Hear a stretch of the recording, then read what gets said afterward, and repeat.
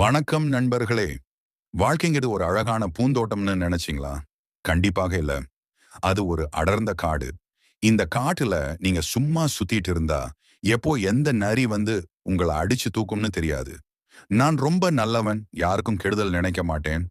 அதனால எனக்கும் கெடுதல் நடக்காது அப்படின்னு ஒரு நம்பிக்கையில வாழ்ந்துட்டு இருக்கோம். அப்படிதானே? ஆனா உண்மை என்ன தெரியுமா? நல்லவன் அப்படின்னு சொல்லிட்டு சுத்துறதும், உங்க அப்பாவித்தனம் உங்களுக்கு ஒரு கவசமா இருக்கும்னு நினைக்கிறீங்களா என்ன?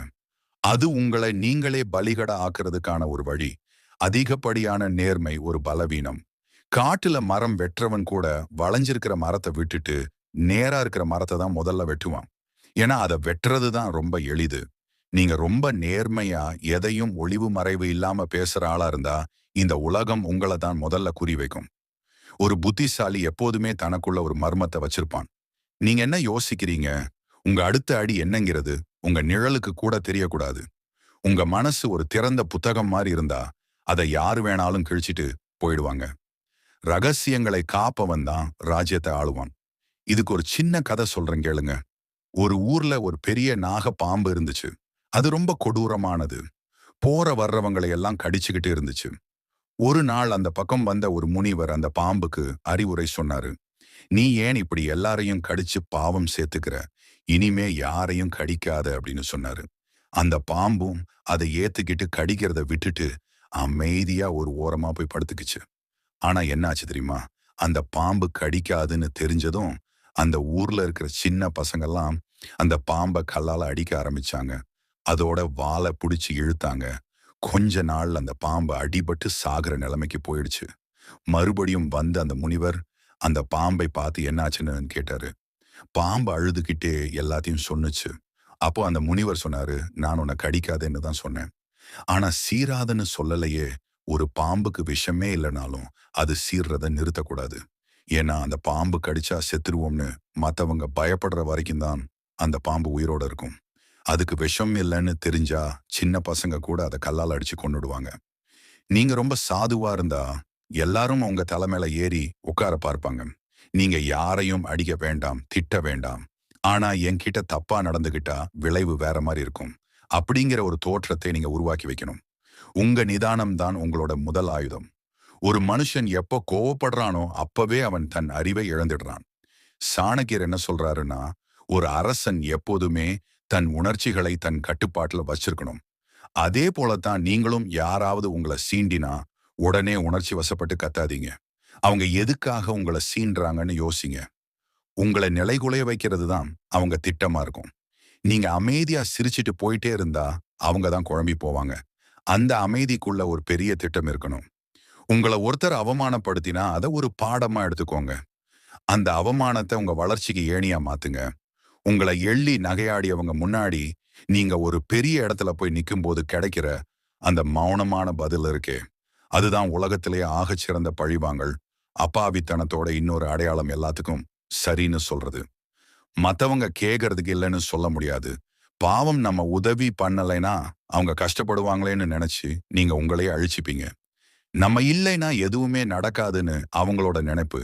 யாரு என்ன கேட்டாலும் அவங்க வேலையை விட்டுட்டு கூட அடுத்தவங்க வேலையை பார்த்து கொடுப்பாங்க.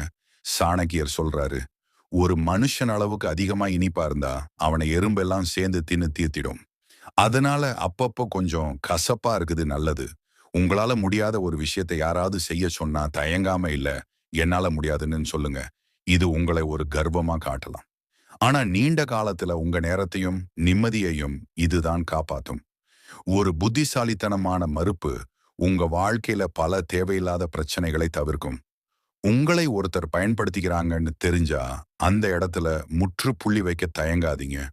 மத்தவங்களுக்காக உங்க சுயத்தை இழக்காதீங்க. நீங்க மத்தவங்களுக்கு மதிப்பு கொடுக்கறத விட உங்க நேரத்துக்கும் உங்க உழைப்புக்கும் முதல்ல மதிப்பு கொடுங்க. ஏன்னா நீங்க உங்களை மதிக்கலன்னா இந்த உலகம் உங்களை ஒருபோதும் மதிக்காது. நம்பிக்கை துரோகம் பத்தி சொல்றது ரொம்பவே கசப்பான உண்மை. உங்க ரகசியங்களை உங்க நண்பர்கள் கிட்ட கூட பகிர்ந்துக்காதீங்கன்னு அவர் சொல்றாரு. ஏன்னா இன்னைக்கு நண்பனா இருக்கிறவன் நாளைக்கு எதிரியா மாறலாம். அப்படி அவன் மாறும்போது நீங்க சொன்ன ரகசியங்கள் தான் அவங்கிட்ட இருக்கிற பெரிய ஆயுதமா இருக்கும். இங்க பல பேர் அப்படிதான் இருக்காங்க. கொஞ்சம் சிரிச்சு பேசிட்டா போதும், அவங்க வாழ்க்கையில நடக்கிற எல்லா விஷயங்களையும் உளறி கொட்டிருவாங்க. அவங்க கிட்ட போய் மொத்த ஜாதகத்தையும் கொட்டிடுவாங்க. அப்புறம் அவங்க அத வச்சு உங்கள ஆட்டி படைக்கும்போது அழுதுட்டு இருப்பாங்க. பழகிற எல்லாரையும் நண்பன்னு நினைக்காதீங்க. பழகலாம், ஆனா எதையும் பகரக்கூடாது. நட்புக்குன்னு ஒரு எல்லை இருக்கு.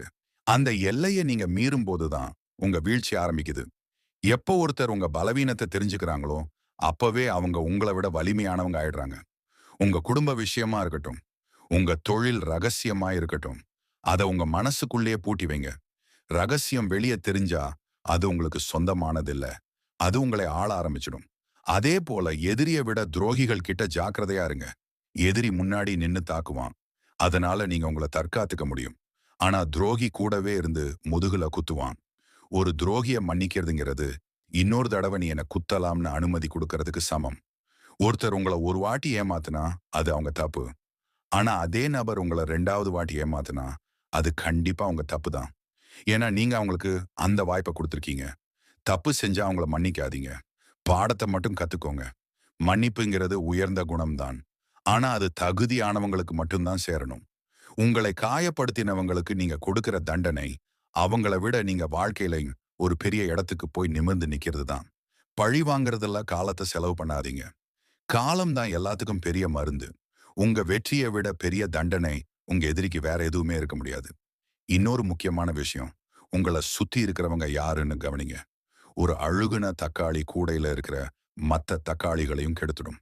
அதே போலத்தான் உங்க சுத்தி இருக்கிறவங்க எதிர்மறை எண்ணம் கொண்டவங்களா இருந்தா, அவங்க உங்களையும் அதே பள்ளத்துல தள்ளிடுவாங்க. அறிவற்றவங்களோடவும், எப்பவும் புலம்பிக்கிட்டே இருக்கிறவங்களோடவும் சேராதீர்கள். அது உங்க ஆற்றல உறிஞ்சிடும். உங்கள விட புத்திசாலியா இருக்கிறவங்க கூட பழகுங்க. அப்பதான் நீங்க வளர முடியும். உங்கள விட கீழ இருக்கிறவங்க கூட இருக்கும்போது, ஒரு போலி பெருமை வேணா கிடைக்கலாம். ஆனா வளர்ச்சி கிடைக்காது. நீங்க யாரோட அதிக நேரம் செலவு பண்றீங்களோ, அவங்களோட குணம் தான் உங்களுக்கும் வரும். அதனால நண்பர்களை தேர்ந்தெடுக்கும்போது ரொம்ப கவனமா இருங்க. ஒரு புத்திசாலி நண்பனை விட ஒரு தெளிவான எதிரி எவ்வளவோ மேலானவன். ஏன்னா எதிரி கிட்ட நீங்க எப்பவும் ஜாக்கிரதையா இருப்பீங்க. ஆனா தப்பான நண்பன் கிட்ட நீங்க ஏமாந்து போவீங்க. வாழ்க்கையில பணம் ரொம்ப முக்கியம். பணம் இல்லாத மனுஷனை அவனோட சொந்தக்காரங்க கூட மதிக்க மாட்டாங்க. இது கேட்கறதுக்கு வருத்தமா இருந்தாலும் இதுதான் நிஜம். அந்த பணத்தை சம்பாதிக்கிறதுக்கு நீங்க புத்திசாலித்தனமா வேலை செய்யணும். உழைப்பு மட்டும் போதாது. அந்த உழைப்பை எப்படி பயன்படுத்துறீங்கங்கிறது முக்கியம். புத்திசாலி பணத்தை சேமிச்சு அதை தனக்காக வேலை செய்ய வைப்பான். உங்க கையில் செல்வம் இருந்தாதான் உங்க சொல்லுக்கு செல்வாக்கு இருக்கும். இந்த உலகம் பலசாலியை விடவும் புத்திசாலியை விடவும் வசதி உள்ளவனை தான் அண்ணாந்து பார்க்கும். அதனால உங்க பொருளாதாரத்தை உயர்த்துறதுல எப்பவும் குறியாருங்க. அதே சமயம் தர்மம் செய்ய மறக்காதீங்க. ஊருக்காக வாழ்ந்துட்டு உங்க வீட்டை நடுத்தெருவுல விடாதீங்க. இன்னைக்கு செய்ய வேண்டிய வேலையை இப்பவே செய்யுங்க. தள்ளி போடுறதுங்கிறது உங்களோட வெற்றியை நீங்களே தள்ளி வைக்கிறதுக்கு சமம். அப்பாவிங்க எப்பவும் நாளைக்கு பார்த்துக்கலாம் இருப்பாங்க. ஆனா புத்திசாலி அந்த நிமிஷத்தையே தனக்கான வாய்ப்பா மாத்திக்குவான். வெற்றிங்கிறது அதிர்ஷ்டத்தில் வர்றதில்ல. அது முறையான திட்டமிடல் மற்றும் விடாமுயற்சியால் வர்றது. ஒரு நிமிஷம் காலத்தை வீணாக்குறது கூட உங்க இலக்கை அடைய ஒரு நாள் தாமதமாக்கும். ஒவ்வொரு நாளும் நீங்க தூங்குறதுக்கு முன்னாடி, இன்னைக்கு நான் என்ன சாதிச்சேன்? என் இலக்கை அடைய நான் என்ன செஞ்சேன்னு உங்கள நீங்களே கேள்வி கேளுங்க. அந்த பதில் உங்களுக்கு திருப்தியா இருந்தா, நீங்க சரியான பாதையில போறீங்கன்னு அர்த்தம். இந்த சமூகத்துல நீங்க ஒரு இடத்த பிடிக்கணும்னா, உங்ககிட்ட ஒரு தனித்துவம் இருக்கணும். மத்தவங்க பண்றதையே நீங்களும் பண்ணிட்டு இருந்தா, நீங்க கூட்டத்துல ஒருத்தரா தான் இருப்பீங்க. கூட்டத்தோட கூட்டமா இருக்காதீங்க. கூட்டத்துல தனிச்சு தெரியுங்க. அதுக்கு உங்ககிட்ட ஒரு தனி திறமை இருக்கணும். அந்த திறமைய வளர்த்துக்க நீங்க எவ்வளவு வேணும்னாலும் கஷ்டப்படலாம். அறிவுங்கிறது யாராலையும் திருட முடியாத சொத்து. எவ்வளவுக்கு எவ்வளவு கத்துக்கிறீங்களோ, அவ்வளவுக்கு அவ்வளவா இந்த உலகம் உங்க காலடியில் வரும். உங்க பலவீனத்தை ஒருபோதும் யார்கிட்டயும் சொல்லாதீங்க. ஒரு யானைக்கு அதோட பலம் தெரியாதுன்னு சொல்லுவாங்க. ஆனா ஒரு மனுஷனுக்கு தன்னோட பலம் என்ன, பலவீனம் என்னன்னு கண்டிப்பா தெரிஞ்சிருக்கணும். அத மத்தவங்க தெரிஞ்சுக்க விட்டீங்கன்னா, அங்கதான் அவங்க உங்கள பிடிப்பாங்க. உங்களுக்கு ஒரு விஷயம் தெரியாதுன்னா, அத தைரியமா ஒத்துக்கோங்க. ஆனா அத உங்க குறையா காட்டிக்காதீங்க. எப்பவுமே ஒரு கத்துக்கிற மனப்பான்மையோட இருங்க. இந்த உலகம் மாறிக்கிட்டே இருக்கு. நீங்க உங்கள மாத்திக்கலன்னா பின்தங்கிடுவீங்க. புதுசு புதுசா வர்ற தொழில்நுட்பங்கள், உலக நடப்புகள் எல்லாத்தையும் தெரிஞ்சு வச்சுக்கோங்க. ஒரு புத்திசாலி எப்போதுமே விழிப்புணர்வோட இருப்பான். எப்போ எது நடக்கும்னு அவனுக்கு ஓரளவுக்கு தெரியும். அந்த தீர்க்க தரிசனம் தான் உங்கள மத்தவங்க கிட்ட இருந்து வேறுபடுத்தி காட்டும். அப்பாவித்தனத்தை விடுறதுன்னா கெட்டவனா மாறுறதில்ல. உங்க கண்ணியத்தை விட்டு கொடுக்காம உங்க அறிவை பயன்படுத்தி இந்த உலகத்தை எதிர்கொள்றது தான் புத்திசாலித்தனம். நீங்க ஒரு ராஜதந்திரியா மாறணும்னா முதல்ல உங்கள நீங்க நம்பணும். என்னால முடியுங்கிற தன்னம்பிக்கை தான் முதல் வெற்றி. மத்தவங்க உங்கள பத்தி என்ன நினைக்கிறாங்கங்கிறது முக்கியம் இல்ல. நீங்க உங்கள பத்தி என்ன நினைக்கிறீங்கங்கிறது தான் முக்கியம். உங்கள நீங்களே தாழ்த்திக்காதீங்க. நீங்க ஒரு ராஜாவா வாழணும்னா, முதல்ல மனசால ராஜாவா இருக்கணும். உங்க நடை, உங்க பேச்சு, உங்க பார்வை எல்லாத்துலயும் ஒரு கம்பீரம் இருக்கணும். அந்த கம்பீரம் மத்தவங்களுக்கு பயத்த குடுக்கக் கூடாது. ஆனா மரியாதைய குடுக்கணும். வாழ்க்கைய ஒரு ஆட்டம் மாரி பாருங்க. அந்த ஆட்டத்துல நீங்க ஒரு சிறந்த வீரரா இருக்கணும். விதிகள தெரிஞ்சு வச்சுக்கோங்க. ஆனா உங்களுக்கான வழிகள நீங்களே உருவாக்குங்க. அப்பாவித்தனத்த தூக்கி எறிஞ்சிட்டு, ஒரு புத்திசாலியா, ஒரு வெற்றியாளரா நிமிர்ந்து நில்லுங்க. இந்த உலகம் உங்கள அண்ணாந்து பார்க்கட்டும். உங்களுக்கான இடத்த நீங்களே உருவாக்குங்க. இது வெறும் பேச்சு இல்ல. இது ஒரு வாழ்வியல் முறை. இத நீங்க கத்துக்கிட்டா உங்கள யாராலும் தோற்கடிக்க முடியாது. புத்திசாலித்தனமா யோசிங்க. வெற்றி உங்க வசப்படும். ஒரு பிரச்சனைய மேலோட்டமா தீர்க்கக் கூடாது. அத வேரோட அழிக்கணும். உங்க வாழ்க்கையில வர்ற துரோகிகளையும், தடைகளையும் அந்த மாரி வேரோட நீக்க கத்துக்கோங்க. ஒரு முறை ஒரு தப்பு நடந்தா, அது மறுபடியும் உங்க வாழ்க்கையில நடக்காதபடி ஒரு வேலிய போட்டுக்கோங்க. அமைதியா இருக்கிறது பலம்னு சொல்லுவாங்க. ஆனா அந்த அமைதிக்குள்ள ஒரு பெரிய புயல் ஒளிஞ்சிருக்கணும். எதிரி உங்கள அடிக்கும்போது நீங்க அமைதியா இருக்கிறது, அவனுக்கு பயத்த தரணும். இவன் ஏன் இன்னும் அமைதியா இருக்கான்? அடுத்து என்ன பண்ண போறான்? அப்படின்னு அவன் நடுங்கணும். அதுதான் உண்மையான வீரம். சும்மா கத்துறதுனாலயும், கோபப்படுறதுனாலயும் எந்த பயனும் இல்ல. நிதானம் தான் ஒரு மனுஷனை வெற்றியாளனா மாத்தும். உணர்ச்சி வசப்பட்டு எடுக்கிற எந்த முடிவும் சரியா இருக்காது. கோபத்தில் இருக்கும்போது வார்த்தைகள விடாதீங்க. சந்தோஷத்துல இருக்கும்போது வாக்குறுதி குடுக்காதீங்க. உங்க வாயிலிருந்து வர்ற ஒவ்வொரு வார்த்தையும் ஒரு அம்பு மாதிரி. அது வில்லுல இருந்து போயிட்டா திரும்ப வராது. அதனால எப்ப எத பேசணும், யார்கிட்ட எத பேசணும்னு ஒரு கணக்கு வச்சுக்கோங்க. எப்பவும் ஒரு விஷயத்த ஞாபகம் வச்சுக்கோங்க. நீங்க மத்தவங்களுக்கு உதவி செய்யறது தப்பு கிடையாது. ஆனா உங்க முதுகு எலும்பை உடைச்சுக்கிட்டு யாருக்கும் ஏணிப்படியா இருக்காதீங்க. ஏணிப்படியா இருக்கிறது பெருமைதான். ஆனா ஏறி முடிச்சதும் அந்த ஏணிய தள்ளி விடுறது தான் இந்த உலகத்தோட வழக்கம். அதனால நீங்க யாருக்காக எதை செய்றீங்கன்னு யோசிச்சு செய்யுங்க. உங்க தியாகம் வீணாக கூடாது. புத்திசாலிங்க எதையும் சும்மா செய்ய மாட்டாங்க. அதுக்கு ஒரு நோக்கம் இருக்கும். அந்த நோக்கம் உங்க வளர்ச்சிய சார்ந்ததா இருக்கணும். மத்தவங்களுக்கு தான தர்மம் செய்யறதுக்கு முன்னாடி உங்க குடும்பத்தோட பசிய தீர்க்கணும். அதுதான் முதல் தர்மம். இந்த உலகத்துல எதுவும் நிரந்தரம் இல்ல. இன்னைக்கு உங்கள கொண்டாடுறவங்க நாளைக்கு தூத்தலாம். எதையும் சமமா எடுத்துக்கோங்க. கஷ்டம் வந்தா வருத்தப்படாதீங்க. அது உங்களுக்கு பாடத்த கத்துக் கொடுக்க வந்திருக்குன்னு நினைங்க. வெற்றி வந்தா ஆடாதீங்க. அது உங்க உழைப்புக்கு கிடைச்ச பரிசுன்னு நினைங்க. ஒரு சமநிலைய வச்சிக்கிறவன் தான் வாழ்க்கையில நீண்ட தூரம் போவான். நீங்க ஒரு தோல்விய சந்திச்சா அத ஒரு முடிவா பார்க்காதீங்க. அது ஒரு புதிய ஆரம்பம். தோத்து போறது பாவம் இல்ல. ஆனா தோத்த இடத்திலேயே உட்கார்ந்திருக்கிறது தான் பாவம்.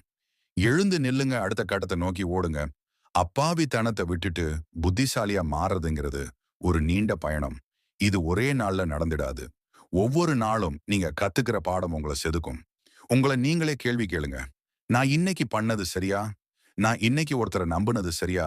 இப்படி நீங்க உங்கள சரி பண்ணிக்கிட்டே இருந்தா, ஒரு நாள் நீங்க யாராலும் அசைக்க முடியாத ஒரு சக்தியா மாறுவீங்க. உங்க வாழ்க்கை உங்க கையில தான் இருக்கு. மத்தவங்க கைக்கு அத குடுத்துட்டு புலம்பாதீங்க. இவர் ஒரு சிங்கமா இந்த காட்டுல ராஜாவா நடை போடுங்க. உங்க திறமை மேல உங்களுக்கு சந்தேகம் வேண்டாம். இந்த உலகத்துல பிறந்த ஒவ்வொருத்தருக்கும் ஒரு தனி திறமை இருக்கு. அத தேடி கண்டுபிடிங்க. அதப்பட்ட தீட்டுங்க. அந்த திறமை தான் உங்களை அடையாளப்படுத்தும். பிரச்சனைகள தீர்க்கறதுக்கான வழி ஒண்ணுதான். அதுதான் அறிவு. உங்க அறிவ வளர்த்துக்கோங்க. சுத்தி நடக்கிற விஷயங்கள கவனிங்க. ஒரு சின்ன விஷயம் கூட உங்களுக்கு ஒரு பெரிய மாற்றத்த தரலாம். யார்கிட்டயும் அலட்சியமா இருக்காதீங்க. அதே சமயம் யாருக்கும் அதிகப்படியான முக்கியத்துவமும் கொடுக்காதீங்க. உங்க நிம்மதி உங்க கையில தான் இருக்கு. மத்தவங்க உங்கள புகழ்றதும், இகழ்றதும் அவங்க மனநிலைய பொறுத்தது, உங்க தகுதிய பொறுத்தது இல்ல. அதனால மத்தவங்க விமர்சனத்த உங்க தலையில ஏத்திக்காதீங்க. வாழ்க்கையில ஒரு தெளிவான இலக்க வச்சுக்கோங்க. அந்த இலக்கை அடைய என்னென்ன தந்திரங்கள் வேணுமோ அதையெல்லாம் கத்துக்கோங்க. ஒரு காரியத்த செய்யறதுக்கு முன்னாடி 3 கேள்விகள உங்ககிட்ட கேளுங்க. நான் ஏன் இத செய்றேன்? இதனால வர்ற விளைவு என்ன? நான் இதுல வெற்றி பெறுவேனா? இந்த 3க்கும் உங்க மனசு சரியா பதில் சொன்னா, அந்த வேலையில இறங்குங்க. எந்த குழப்பமும் இல்லாம முழு மூச்சா வேலை செய்யுங்க. வெற்றி கண்டிப்பா உங்கள தேடி வரும். உங்க உழைப்புல நேர்மை இருக்கட்டும். ஆனா உங்க திட்டத்துல தந்திரம் இருக்கட்டும். கடைசியா ஒண்ணு சொல்றேன். வாழ்க்கைங்கிறது ஒரு முறைதான். அத அடிமையா இருந்து கழிக்காம ஒரு ராஜாவா இருந்து வாழ்ந்துட்டு போங்க. அப்பாவி அப்படிங்கிற முத்திரைய உடைச்சு எறியுங்க. புத்திசாலிங்கிற பேரை எடுங்க. நீங்க மத்தவங்களுக்கு பாடமா இருக்கணுமே தவிர, பரிதாபமா இருக்கக்கூடாது. உங்க வாழ்க்கையோட கதைய நீங்க தான் எழுதணும். அதுல நீங்க தான் ஹீரோவா இருக்கணும். இந்த வழிகாட்டுதல் உங்களுக்கு எப்பவும் ஒரு ஒளிவிளக்கா இருக்கும். தைரியமா அடி எடுத்து வைங்க. இந்த உலகம் உங்களுக்காக காத்துக்கிட்டு இருக்கு. தன்னம்பிக்கையோடு செயல்படுங்க. வெற்றிய கொண்டாடுங்க. இந்த வீடியோ உங்களுக்கு பிடிச்சிருந்தா லைக் பண்ணுங்க. இதே மாதிரி யூஸ்ஃபுல்லான வீடியோஸ்க்கு நம்ம சோல் ரீப்ரோகிராம் சேனலை சப்ஸ்கிரைப் பண்ணுங்க. நன்றி. மீண்டும் வேறு ஒரு காணொளியில் சந்திப்போம் நண்பர்களே.